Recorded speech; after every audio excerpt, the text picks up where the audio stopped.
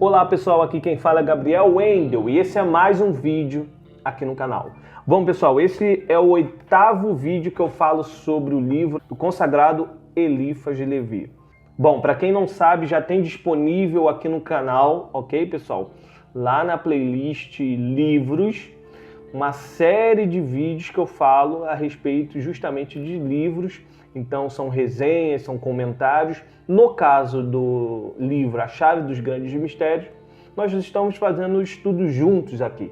Por que eu digo juntos? Porque às vezes vocês acrescentam informação nos comentários e assim a gente vai desenvolvendo esse estudo devagarzinho com assuntos realmente complexos e até digo filosófico. Então temos aqui A Chave dos Grandes Mistérios, a verdadeira religião, o mistério da vida e a morte. Então, vários conteúdos já disponíveis aqui no canal, porque são conceitos que Eliphas Levi vai desenvolvendo.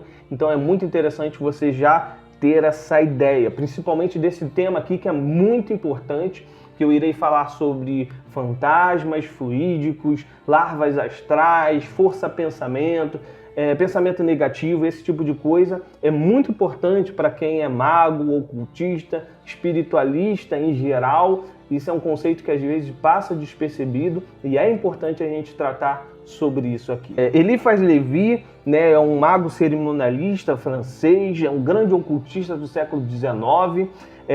Esse livro específico é a série de artigos que ele publicou na sua revista filosófica. Então, no primeiro vídeo, eu acredito que já tem uma apresentação e, aliás, Eliphas Levi dispensa apresentação.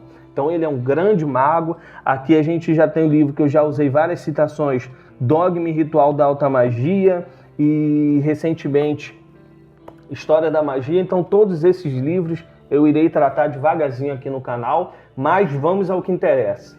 Os fantasmas fluídicos e seus mistérios. Capítulo 4. Bom, pessoal, a primeira citação que eu irei separar aqui pra gente é o seguinte. Os antigos davam-lhes diferentes nomes. Eram larvas, lêmures, empusas, estavam do vapor do sangue derramado e fugiam do glume ou gládio. Bom, pessoal, essa questão aqui do vapor do sangue derramado, essa questão de sangue, então está remetendo justamente a essa questão telúrica da Terra, uma energia mais densa. E essas duas palavrinhas que seguem depois, gume, é uma parte da lâmina de uma espada, é uma parte específica da lâmina, enfim, e gládio significa justamente espada, daga. Então, dessa pequena referência você já nota muitas tradições usando essa alegoria. Então, a varinha das bruxas, da Wicca, então quando vai fazer essas evocações, vai fazer esses trabalhos, vai fazer esse tipo de magia, tem essa varinha do poder, então é a espada, é a faca, é a adaga, que também é muito usado.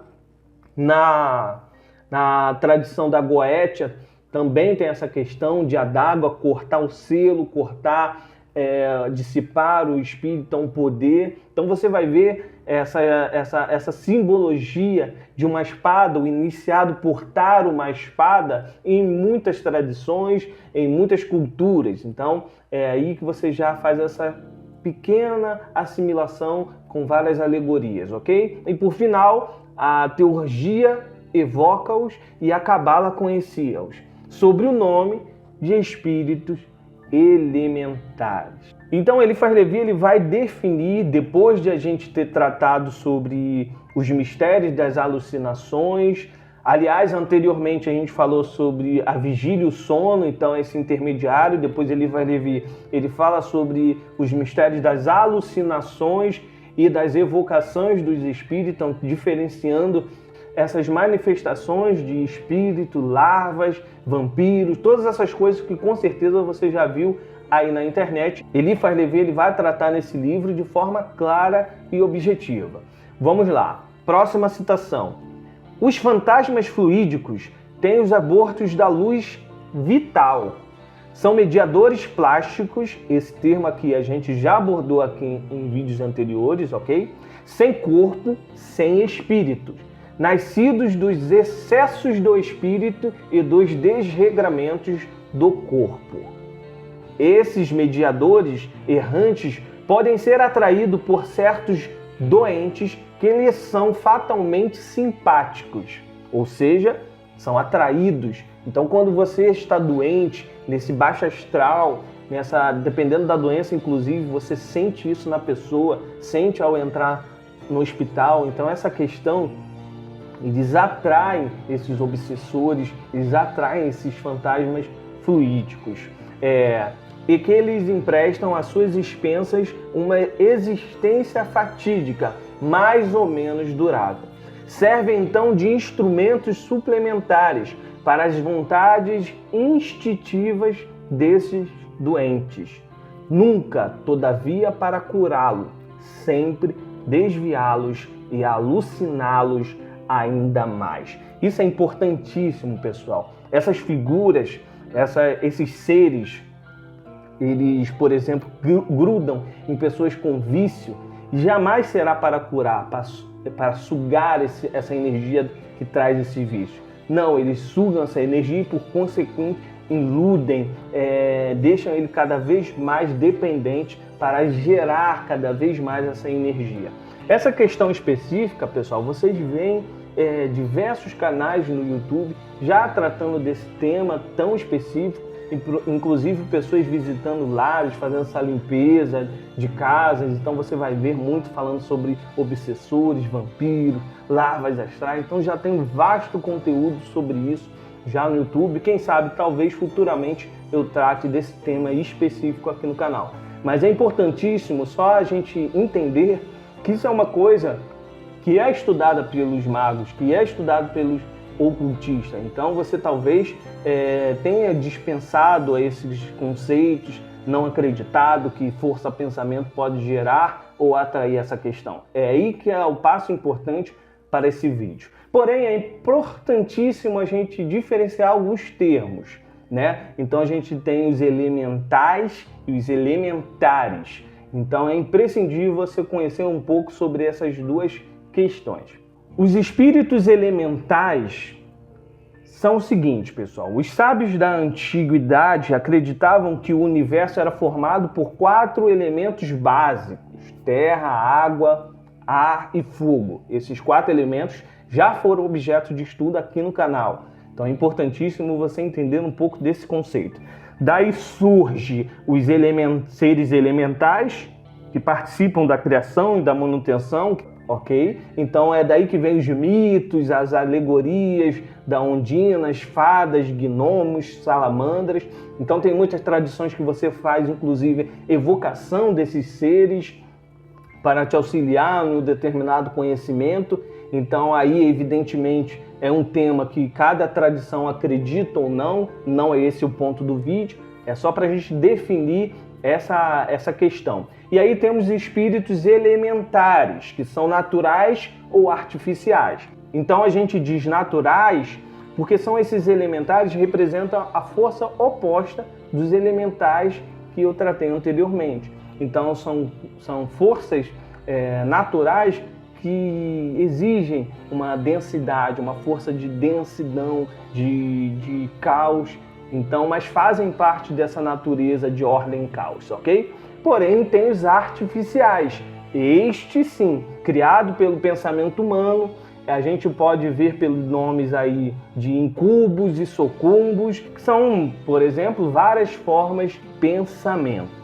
E para definir, pessoal, de uma forma bem clara do que seria esses fantasmas, essas larvas astrais, eu trouxe uma pequena citação do Edu Scarfon, que é bruxo, tarólogo, astrólogo, porque explica bem, de forma bem sucinta, para a gente fechar esse assunto. Esses resquícios energéticos se unem e se fixam em locais, onde se desenvolvem e se alimentam do baixo astral.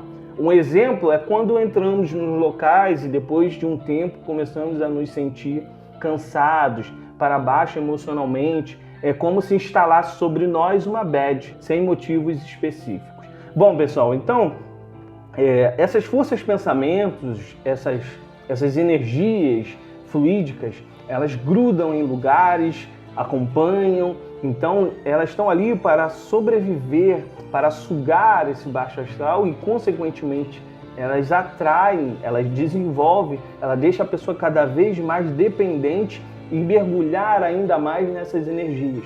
Por isso que a pessoa, quando está doente, em depressão, ela tende a se fechar, se sinta para baixo, tem ambiente dessa forma, coloca uma música alegre, dance, agradeça, troca, converta, transforma essas energias. Claro, pessoal, que não é fácil. Às vezes, dependendo de situações, você fica cada vez mais dependente, mas tudo, o mago, ele pode converter de uma polaridade para a outra. Próxima citação, pessoal, Eliphas Levi ele vai colocar um cenário que já foi amplamente exposto nesse livro, que é aqueles surgimentos dos experiências, do surgimento do espiritismo, de toda aquela questão de mesas girantes, de manifestações de espírito. Então ele coloca uma coisa muito importante, que às vezes nessas evocações não aparece de fato a pessoa que faleceu para fazer a comunicação, e essa intermediação pode ser usada por essas forças astrais. Então uma coisa muito interessante que ele coloca é o seguinte: pediram-lhe que evocasse parentes que eles alegavam ter perdido, mas que na realidade jamais existiram. Os aspectos não faltavam a esse apelo, e os fenômenos que habitualmente surgiram-se à evocação do médium manifestaram-se plenamente. Essa experiência por si só bastaria para convencer da credulidade deplorável e de erro formal os que creem na intervenção dos espíritos nesses fenômenos estranhos.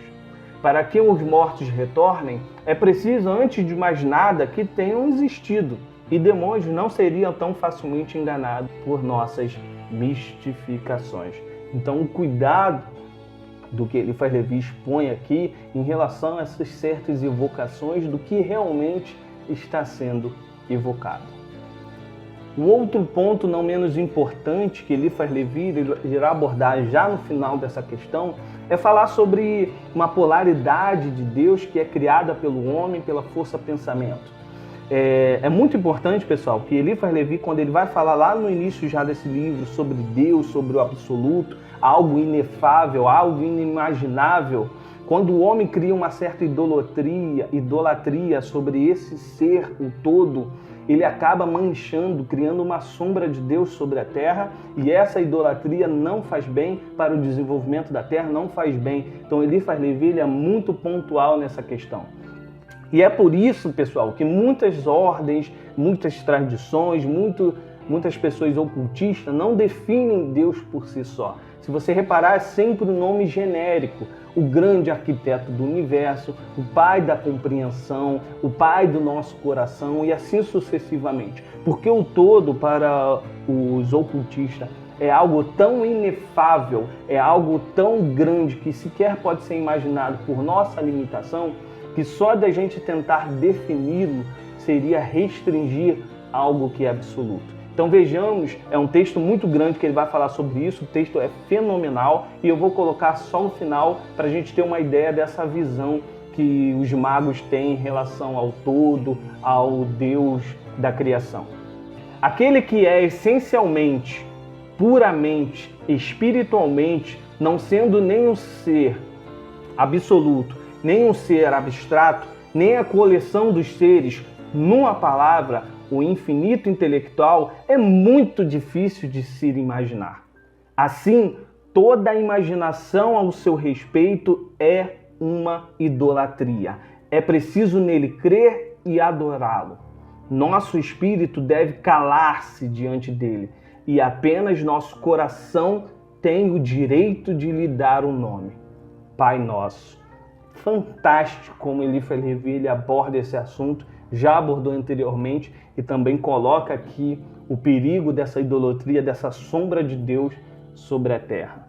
Bom, pessoal, para fechar, digamos com chave de ouro, toda essa definição, toda essa questão, então o poder do pensamento, o poder da emoção sobre o que as nossas atitudes, nossos pensamentos podem gerar nesse mundo astral, nessa questão e coagular para a nossa realidade, a última citação que eu deixo aqui é o seguinte: o pensamento humano cria o que imagina. Os fantasmas das superstições projetam sua disformidade real na luz astral e vivem dos próprios terrores que os conceberam. Então, o que será que a gente está gerando para a nossa casa, para o nosso convívio, para a nossa vida? Quais são as emoções que normalmente nós temos para atrair isso? Então isso é muito importante, é a mensagem desse capítulo, desse vídeo aqui, uma coisa que talvez passa despercebido nesse mundo tão corrido que a gente está hoje. Bom, pessoal, um forte abraço, até a próxima, valeu!